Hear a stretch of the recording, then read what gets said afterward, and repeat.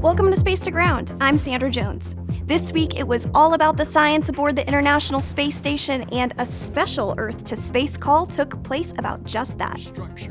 On Wednesday, NASA Administrator Bill Nelson discussed recent scientific research and technology demonstrations aboard the International Space Station with astronauts living and working aboard the microgravity laboratory.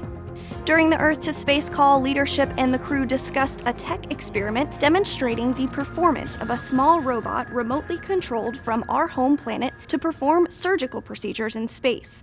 Yes, absolutely. It's very exciting. Obviously applicable to back on Earth remote areas, but why we're setting it up here was to assess when there's a delay in the reaction and when there's a microgravity environment, how does that change those people on the ground performing remote surgeries? When we start going further on longer duration missions, to have that resource of being able to have someone back on Earth perform those surgeries will enable us to go on these longer duration missions further from Earth. Speaking of science, a space harvest took place earlier this week. The crew aboard the space station spent their time on Monday working on the Apex 10 investigation, which looks into how spaceflight affects plant microbe interactions. Plants on Earth have associations with microbes that are critical to growth, and the space environment may alter these associations.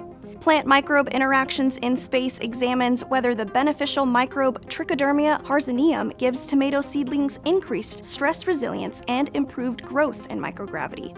Red robin tomato seedlings are grown in station's veggie facility with and without the beneficial microbe.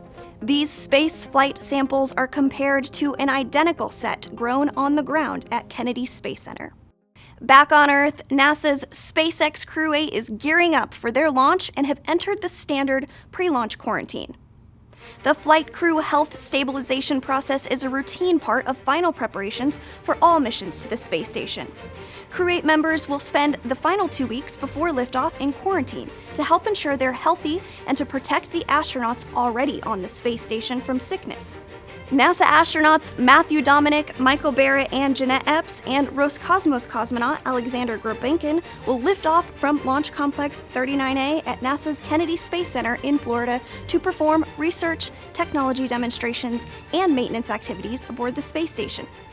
NASA and SpaceX are targeting no earlier than 12:04 a.m. Eastern on Friday, March 1st for the launch of the Crew 8 mission.